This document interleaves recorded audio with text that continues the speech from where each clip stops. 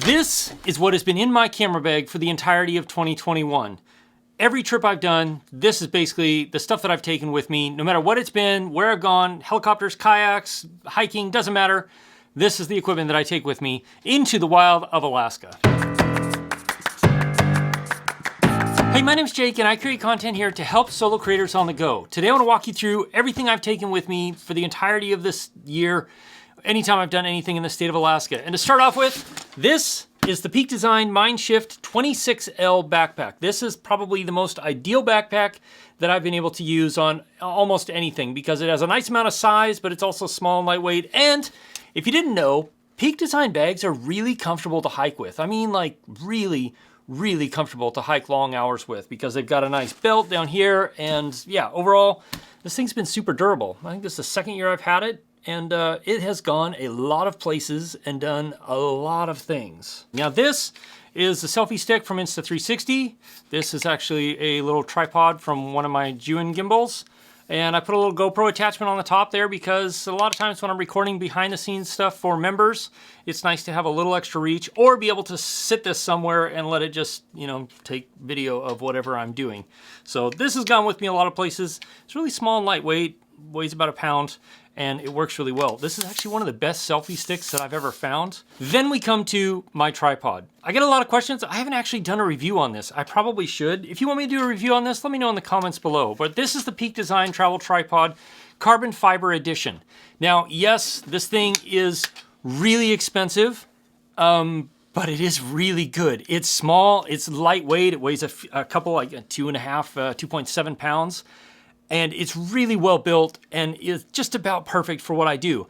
Now you can get the aluminum version for quite a bit cheaper, but I went with the tripod version because when you're out in really cold environments, the last thing you want to do is grab anything metal with your bare hands because your skin will stick and freeze to it immediately. Carbon fiber just doesn't have that issue. Plus the carbon fiber version is a little bit lighter and that makes a big difference for me. So this has been my absolute favorite travel tripod for the last year. It was expensive, but I'm super glad I invested in it because it has been worth every penny that I paid for it. And frankly, it's holding up really well. And then we come to the inside, which is of course where all the fun stuff is. So first off, here you go. In the top pocket, I have a couple of different things. I have a gray card, white card, and black card. Really handy and really nice for when you want to make sure you're getting good white balance, which is important for how your video is going to look. I have this as a micro SD to regular SD card adapter. I keep with me an extra SD card. This is a 64 megabyte, but I also usually have a 128 gigabyte with me. It's just being used right now. And then I also keep an extra CF Express Type A 80 gigabyte. You just never know when you're gonna need extra memory. And then this actually is a really great little micro SD card holder, which I take with me everywhere because it keeps, as you can see, a whole bunch of 128 gigabyte micro SD cards, which are used in GoPros, drones, any sort of small camera, that's what those are used for. And then coming along here, I have a couple of extra sets of propellers. I keep a couple of lens cloths. There's an alcohol pad in here, and then some business cards and some stickers that I give away to people I meet on the trail sometimes because you just never know who you're gonna meet on the trail. I've met some very interesting people as I've been out hiking around. And then we jump into the main part of the bag. Of course, starting off with, this is my A7S III and the 24mm to 105mm G lens. It's an f4. This has been an incredible combo for going out and shooting stuff. One, you can see yourself. It shoots incredible video. It's fantastic. And it also shoots really nice photos. I've loved using this thing as a photo camera for the last few years. I switched to this lens this year because I wanted a more all-in-one solution, and this is really does it all. And because it has optical steady shot built in with the IBIS and the camera, you actually can get some really good handheld shots. So this has been my camera and lens combo. And then I usually take with me one other lens. This is the Tamron 17 to 28, which was my main lens for a long time until I got this lens here.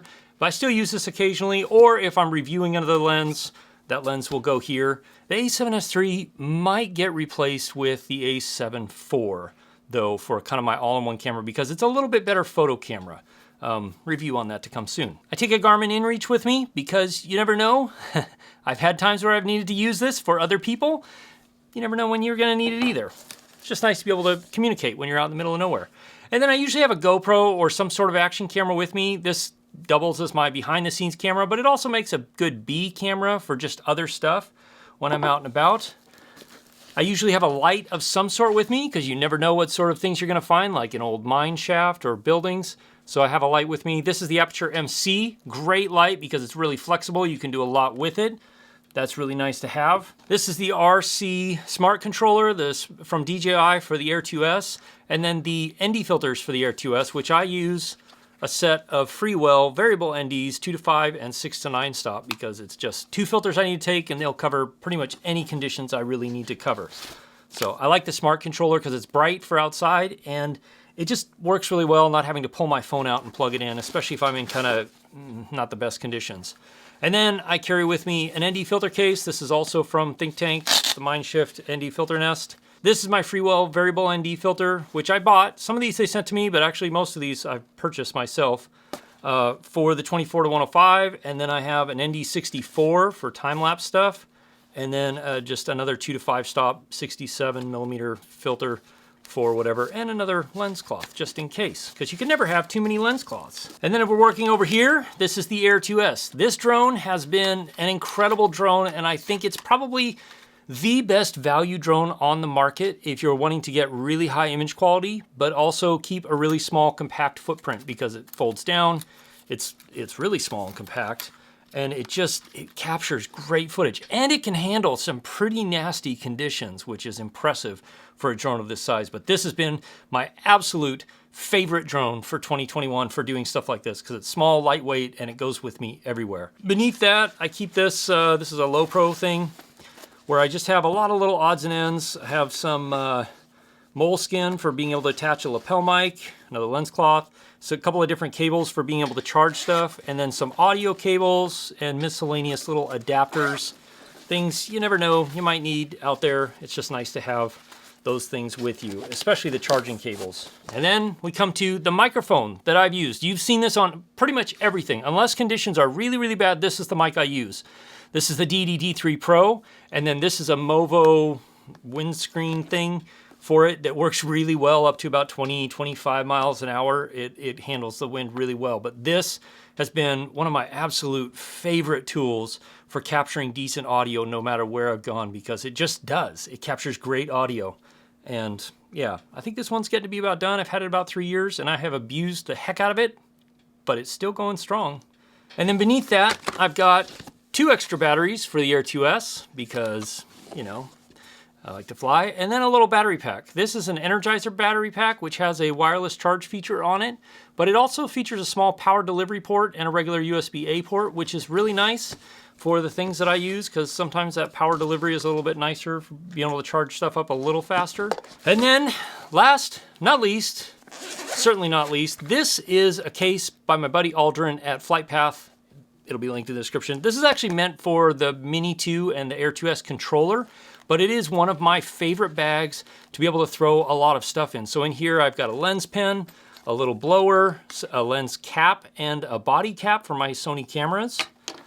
And then I also have my extra batteries for the GoPro and my Sony, which is great. And then the other thing that I always take with me is this DD Connect Pocket Wireless System. Before this came out, I used the Rode Wireless Go, but this with the lapel mic, basically I can put it under my shirt, I can get great audio regardless of the conditions I'm in crazy high winds or in places where there's a lot of other noise. A lapel mic right under your shirt, right up here, or tucked in a jacket or something like that, will give you much cleaner, much clearer audio. Or say I need to be further away from the camera than, you know, a couple of feet, this will work and get me good consistent audio regardless of where I go. So this little pocket wireless system from DD has been really nice. I switched from the Rode Wireless Go when this came out because there's just a couple of features I like a little bit better on these. One is the actual physical button to be able to turn them on and off, and the really nice clear OLED display. Some variation of the equipment that I just showed you has been what has been in my backpack to film every YouTube video that I've filmed over 2021. That's what I've taken with me. There's links for all of it down in the description. It's all really good gear. It's all been really well tested here in Alaska, and yeah.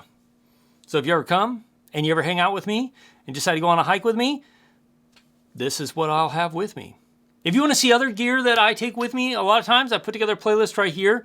Click or tap there. I'll see you in one of those videos. As always, if you have questions, ask me in the comments below, or you can join my live stream Wednesday nights, 4 p.m. Alaska time, 8 p.m. Eastern, where we can have a little bit more of a back and forth conversation.